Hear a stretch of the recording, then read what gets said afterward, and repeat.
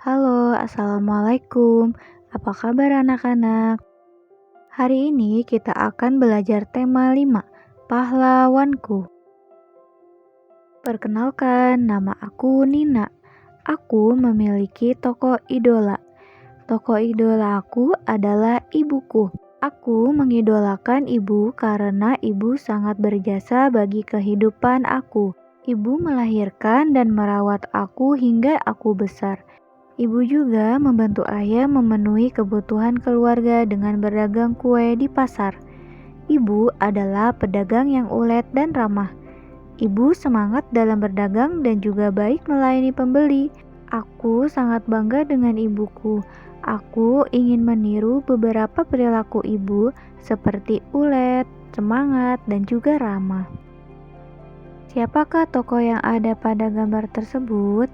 Apakah tokoh tersebut termasuk salah satu tokoh idolamu? Ya benar, tokoh tersebut adalah Bapak Soekarno. Soekarno adalah presiden pertama Indonesia. Selain dikagumi dan dicintai oleh rakyatnya, Presiden Soekarno juga disegani oleh para pemimpin negara-negara di dunia pada waktu itu. Soekarno dilahirkan di Surabaya pada tanggal 6 Juni 1901. Sejak muda, Soekarno sudah belajar berpolitik dan juga berpidato.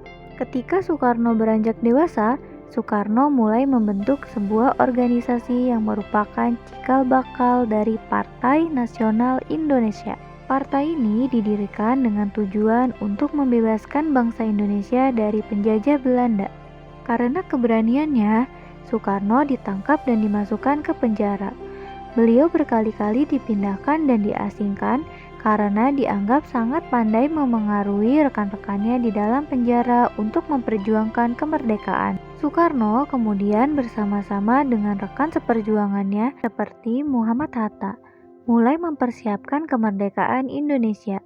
Hal ini dimulai dengan dirumuskan Pancasila, Undang-Undang Dasar 1945, dan naskah proklamasi kemerdekaan Indonesia. Setelah kemerdekaan diproklamasikan, Soekarno ditunjuk sebagai presiden pertama Republik Indonesia. Wah, keren sekali ya Soekarno. Soekarno merupakan sosok yang luar biasa. Pahlawan memiliki sikap yang terpuji. Di antaranya adalah rela berkorban untuk menolong orang lain, gigih, berani membela kebenaran, dan cinta tanah air. Selanjutnya, kita akan mempelajari perjuangan para tokoh pada masa kerajaan Hindu, Buddha, dan Islam. Hindu dan Buddha. Salah satu tokoh yang telah memperjuangkan persatuan bangsa Indonesia adalah Gajah Mada. Ia adalah seorang patih dari kerajaan Majapahit. Majapahit merupakan kerajaan Hindu terbesar di Pulau Jawa. Gajah Mada dengan kekuatan dan wibawanya bertekad mempersatukan Nusantara di bawah naungan kerajaan Majapahit. Gajah Mada mengucapkan sumpah untuk tidak akan memakan palapa sebelum berhasil menyatukan Nusantara. Sumpah tersebut terkenal dengan sebutan Sumpah Palapa. Berkat kegigihan dan tekadnya, Gajah Mada dan pasukannya dapat menaklukkan banyak daerah, mulai dari Bali, Lombok, Palembang, Semenanjung Malaya, serta sejumlah wilayah di daerah Kalimantan. Hingga kini, Gajah Mada dianggap sebagai tokoh yang berpengaruh dalam sejarah Indonesia. Nama besar Gajah Mada terkenal hingga penjuru Nusantara. Kegigihan dan tekadnya mampu menginspirasi banyak orang. Pada masa awal kemerdekaan, Soekarno sering menyebut Sumpah Gajah Mada sebagai inspirasi untuk mempersatukan para pejuang dalam memperjuangkan kemerdekaan dari penjajahan Belanda. Patung Gajah Mada banyak dibuat sebagai simbol perjuangan atau kepemimpinan. Nama Gajah Mada juga diabadikan sebagai nama jalan, bahkan sebuah universitas besar di Yogyakarta. Selanjutnya, silakan anak-anak membaca buku paket 4E halaman 28 sampai 29 dan mengerjakan buku paket 4E halaman 33. Kemudian, Kerajaan Islam. Sejarah bangsa Indonesia tidak dapat dilepaskan dari masuknya pengaruh agama Islam. Islam masuk ke Indonesia melalui perantara para pedagang Arab, Burajat, dan Persia. Mereka menyebarkan agama Islam dengan cara-cara yang mudah diterima masyarakat Indonesia. Kerajaan Islam pertama di Indonesia adalah Kesultanan Samudra Pasai. Raja pertama kerajaan ini adalah Marasilu yang bergelar Sultan Malik Al-Saleh. Selain itu, terdapat pula Kerajaan Demak yang didirikan oleh Raden Patah. Ia merupakan Adipati Majapahit yang masuk Islam. Raden Patah mendirikan Kerajaan Demak dibantu oleh para wali songo. Kerajaan Demak berperan penting dalam penyebaran agama Islam di Pulau Jawa. Bentuk-bentuk peninggalan kerajaan Islam antara lain masjid, keraton, kaligrafi, serta upacara atau tradisi masyarakat yang merupakan perpaduan budaya Islam dengan budaya masyarakat setempat.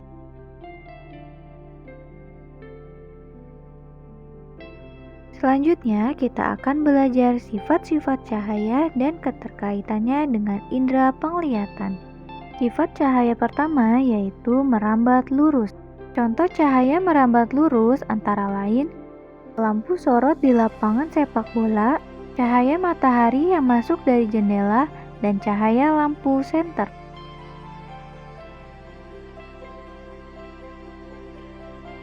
Sifat cahaya kedua yaitu menembus benda bening. Bayangan terbentuk karena cahaya tidak dapat menembus benda tertentu, sehingga membentuk sebuah daerah gelap. Benda yang tidak dapat ditembus cahaya disebut benda gelap.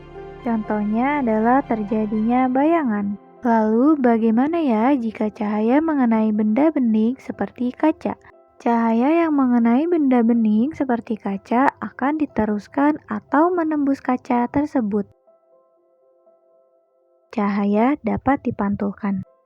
Permukaan cermin yang rata dan mengkilap atau licin memantulkan cahaya dengan teratur, sehingga membentuk bayangan yang sempurna. Akan tetapi, jika jatuh pada permukaan benda yang tidak rata atau bergelombang, cahaya dipantulkan dengan arah yang tidak beraturan, atau disebut dengan pemantulan baur.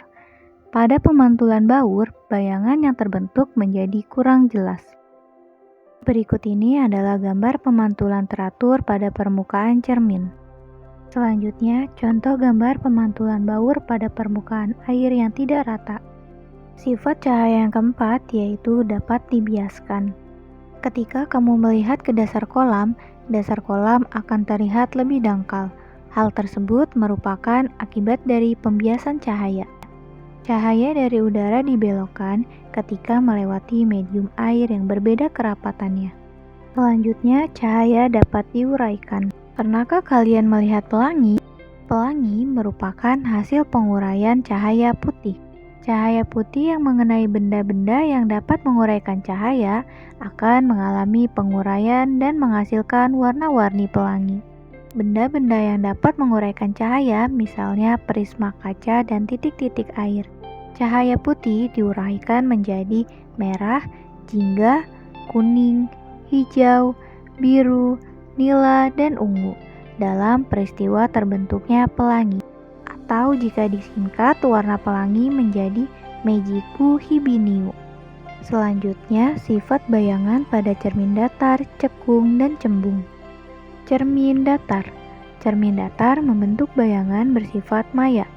Jarak bayangan ke cermin sama dengan jarak benda cermin. Ukuran bayangan sama besar dengan benda, tetapi posisinya berkebalikan. Contoh cermin datar adalah cermin yang kita gunakan sehari-hari. Kemudian cermin cekung. Cermin cekung adalah cermin yang permukaan bidang pantulnya berbentuk cekung. Cermin cekung bersifat mengumpulkan sinar. Sifat bayangan yang terbentuk pada cermin cekung tergantung letak atau jarak benda terhadap cermin. Contoh cermin cekung adalah pemantul pada lampu sorot mobil. Lalu ada cermin cembung. Cermin cembung adalah cermin yang permukaan bidang pantulnya berbentuk cembung. Cermin cembung bersifat menyebarkan sinar. Cermin cembung selalu membentuk bayangan yang bersifat maya, tegak, dan diperkecil. Cermin cembung biasa dimanfaatkan untuk kaca spion.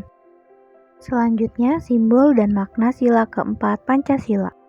Sila keempat berbunyi, kerakyatan yang dipimpin oleh hikmat kebijaksanaan dalam permusyawaratan perwakilan.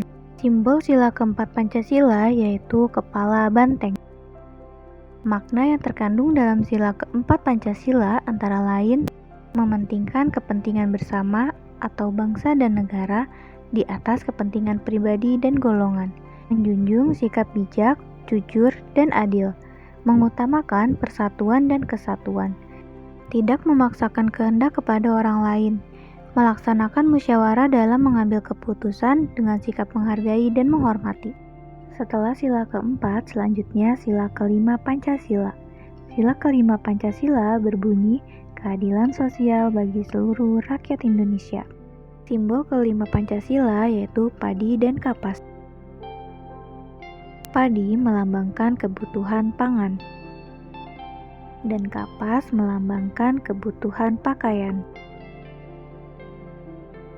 Makna yang terkandung dalam sila kelima Pancasila antara lain menjalankan hak dan kewajiban secara seimbang, menghormati hak-hak orang lain, suka memberi pertolongan kepada orang lain, menghargai hasil karya orang lain, yang terakhir bekerja keras dan menjunjung tinggi nilai kekeluargaan dan kebersamaan.